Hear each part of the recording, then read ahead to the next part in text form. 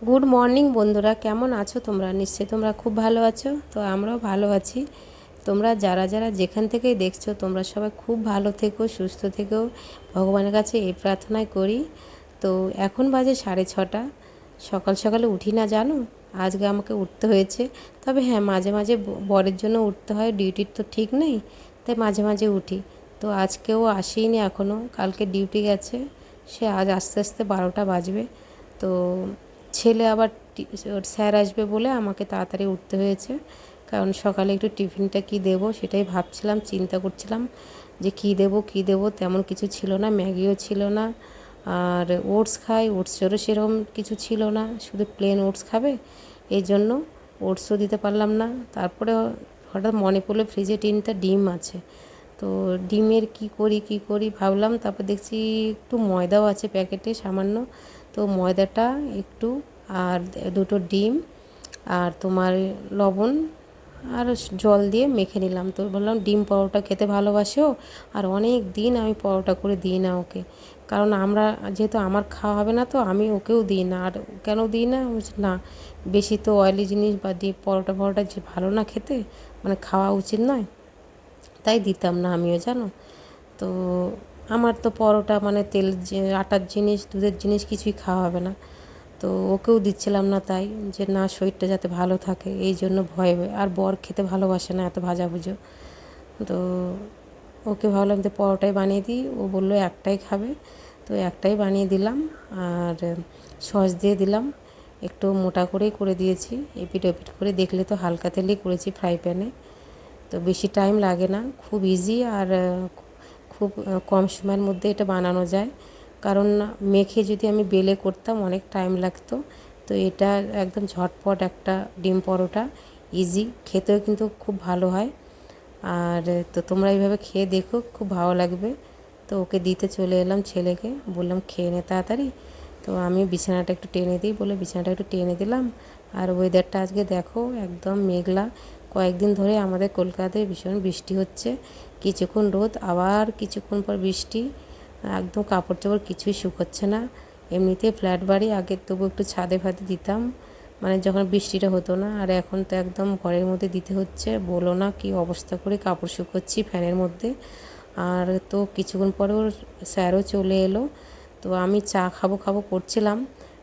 চাটা সকালে যদি না খাই না, মাথাটা যেন ছাড়ে না, আর ফ্রেশ লাগে না, যেন কেন যেন মনে হয় যেন কি একটা, কিছু একটা অভাব হয়েছে, কিছু একটা মানে আজকে আমার পূরণ হয়নি। এই জন্য আগে সকালে উঠে আমি লাল চা খাই। দুধ চা তো একেবারে চিরকালের জন্যই, বিশেষ বলতে গেলে বন্ধ হয়ে গেছে আমার। দুধ চা একদম সহ্য করতে পারি না, তো বাধ্য হয়ে খাই এখন লাল চা, কিন্তু দুধ চা খেতে ভালোবাসি জানো। তো ওর স্যারও বললো যে আমি লাল চা খাবো, বললাম তো বলছে তা ভালোই হলো, একসঙ্গে দুজনে খেয়ে নেবো। তো স্যারকেও দিয়ে আমিও চা নিলাম, আমি আবার গ্লাসে চা খেতে ভালোবাসি, তাই গ্লাসেই নিলাম। আমার জানি না কেন যেন কাপের চেয়ে গ্লাসেই ভালো লাগে আগে থেকেই। তো এদিকে আমি রান্না করব, মানে রেডি রেখেছিলাম, আগের দিন মোচাটা কেটে রেখেছিলাম এই জন্য, আর সেদ্ধ করে রেখেছিলাম সকালে। এবার দেখো, সকাল সকাল উঠলে না একটা দিক ভালো, মানে খুব তাড়াতাড়ি কাজ হয়ে যায়, মানে একদম কম সময় লাগে। 11টা সাড়ে 11টার মধ্যে আমার রান্না হয়ে গেছিলো। তো এত আনন্দ লাগে সকাল সকাল উঠে কাজ করলে, কিন্তু ওই যে বললাম না, রাতে মাঝে মাঝে ঘুম আসে না, এই জন্য একটু লেটে উঠি, মনেই হয় না সকালে উঠি জানো, খুব একদম শরীরটা অলস লাগে। আর আগে এরকম ছিলাম না গো, এখনই এরকম হয়ে গেছি।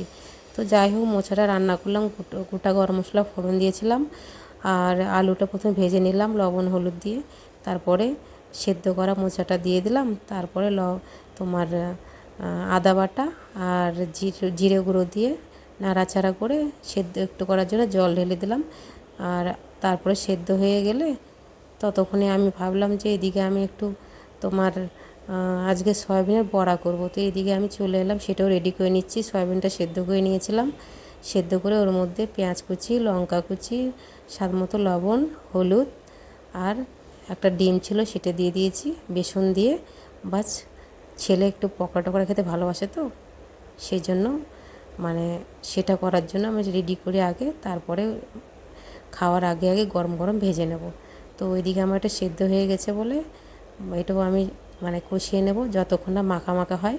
মানে যে আলুগুলো দিয়েছি আলুগুলোকে ভেঙে দেব, আর স্বাদ মতো চিনি দিলাম, ভেঙে দিয়ে মানে একদম মাখা মাখা করে নামাবো। আর নামানোর আগে ঘি আর গরম মশলা দিয়ে নামিয়ে নেব। বাস আজকে এইভাবেই ডাল, মোচার ঘন্ট আর তোমার ওই দেখলে না সয়াবিনের ওটা আমি রেডি করে রাখলাম, ওটা গরম গরম বাস। আর হ্যাঁ, ভাতে দিয়েছিলাম উচ্ছে সেদ্ধ। আজকে হচ্ছে লাঞ্চে এটাই খাবার। তো মোচা খাওয়া তো খুবই ভালো, জানো আয়রন আছে এর মধ্যে প্রচুর পরিমাণে। যাদের আয়রনের অভাব তাদের পক্ষে তো ভীষণ ভালো, আর আমার তো আয়রনের অভাব, আমার তো আরও ভালো। এই জন্য কলা জাতীয় জিনিস একটু আমি বেশি খাচ্ছি এখন। আর তো ভীষণ ভালো লাগে। তোমরাও একদিন বলছি, তোমরাও তো খাও, জানো যারা যারা। এটা তো অনেকভাবে রান্না করা যায়। তো এদিকে আমি রেডি করে রেখেছিলাম যে সয়াবিনের পকোড়া, সেটাও মেখে নিলাম তাড়াতাড়ি করে। জল দিতে হয়নি কিন্তু, জানো এক ফোঁটা জল দিইনি, কারণ দেখো ডিম দিয়েছি একটা, যেহেতু ডিমের মধ্যেও জল, তারপর তোমার পেঁয়াজেও লবণ পড়লে জল বেরোয় জানোই, তো জলের প্রয়োজন হয় না, এক ফোঁটা জল দিইনি। তারপরে এগুলো গরম গরম করে ভেজে নিলাম।